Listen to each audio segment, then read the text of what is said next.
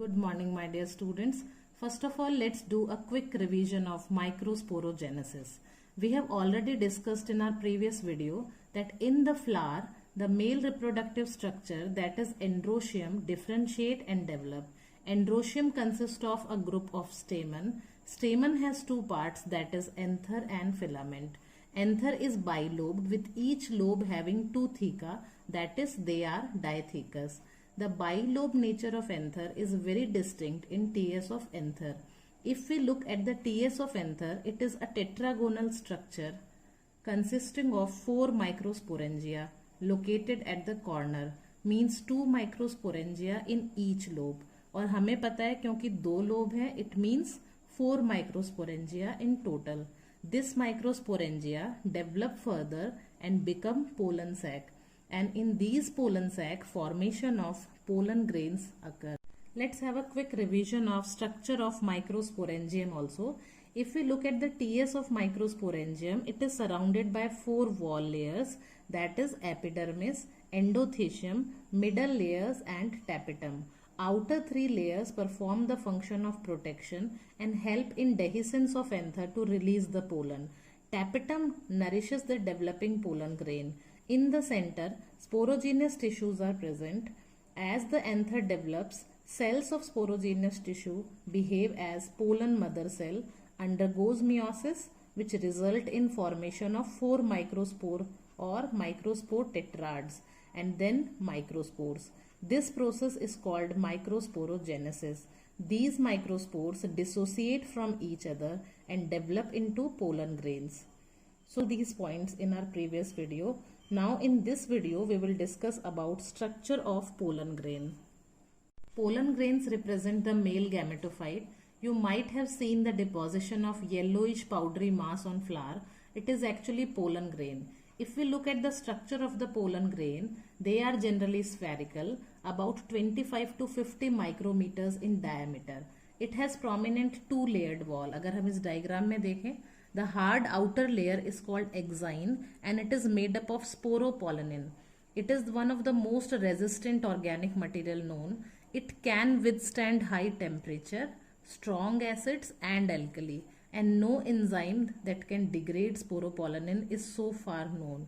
और ये जो लेयर है एक्साइन, ये स्पोरोपोलेनिन से बनी होती है. ये इतनी ज़्यादा रेजिस्टेंट होती है कि ये इन सारी चीज़ों को टॉलरेट कर सकती है. It is so hard that they are well preserved as fossils also. This is because of sporopollenin only. Why do you think that exine should be so hard? It should be so hard because it protects pollen grain from severe conditions or harsh environmental conditions. लेकिन आपको ये दिखाई दे रहा है कि यहाँ पर एक जर्म पोर भी है जहाँ पर स्पोरोपोलेनिन एब्सेंट होती है. So the question arises or strikes in our mind is that what is germ pore and what is its function? We can say that germ pore are apertures in the exine layer of pollen grain where the sporopollenin is absent. And what is its function? It helps in formation of pollen tube and release of male gametes during fertilization. The inner wall of pollen grain is called the intine. ये आपको दिखाई दे रही है जो अंदर layer है, it is called intine. It is thin and continuous layer made up of cellulose and pectin. The cytoplasm of pollen grain is surrounded by a plasma membrane. When the pollen grain is mature, it contains 2 cells. आपको इस diagram में दिखाई दे रहे हैं कि pollen grain में 2 cell हैं. One is vegetative cell and the other one is generative cell. The vegetative cell is bigger, has food reserve and large irregularly shaped nucleus. The generative cell is small and floats in the cytoplasm of vegetative cell.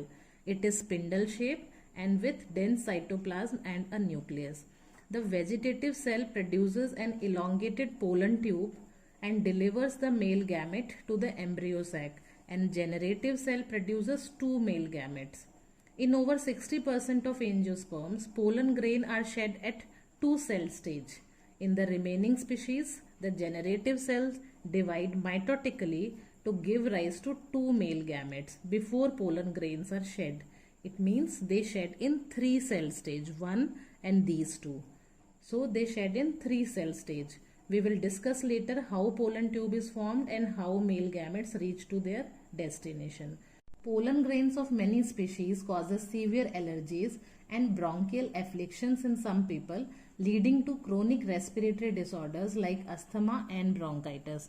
और pollen grains बहुत सारी allergy cause करते हैं, जिसके कुछ common symptoms हैं nasal congestion, sinus pressure that is facial pain, runny nose, cough, watery eyes, और कभी कभी इचिंग भी होती है और रैशेज हो जाते हैं स्किन पे, जैसे हमको इस पिक्चर में दिखाई दे रहे हैं. One point to be mention here is कि जो पार्थेनियम और कैरेट ग्रास है, आपको ये दिखाई दे रहा है, जो कि इम्पोर्टेड वीट के साथ एज अ कंटामिनेंट इंडिया में आ गया था और यहाँ पर स्प्रेड हो गया और पोलन एलर्जी का एक बहुत बड़ा कॉज बना है. तो आपको इसको याद रखना है, पार्थेनियम ग्रास और कैरेट ग्रास, जिसको पोलन एलर्जी का एक बहुत बड़ा कॉज माना गया है. But in spite of causing pollen allergy, pollen grains are rich in nutrients also. ये भी इसका एक पॉजिटिव एस्पेक्ट है. So they are used as pollen tablets or syrups, or we can say as food supplement. It has been claimed that they can increases the performance of athletes and race horses also. At last, if we talk about the viability of pollen grain, when once they are shed, pollen grain have to land on the stigma before they lose viability so that fertilization can occur. The period for which pollen grain remain viable is highly variable and depends on temperature and humidity. In some cereals such as rice and wheat, pollen grains lose viability within 30 minutes of their release. In Rosaceae, Leguminosae and Solanaceae, they remain viable for months also.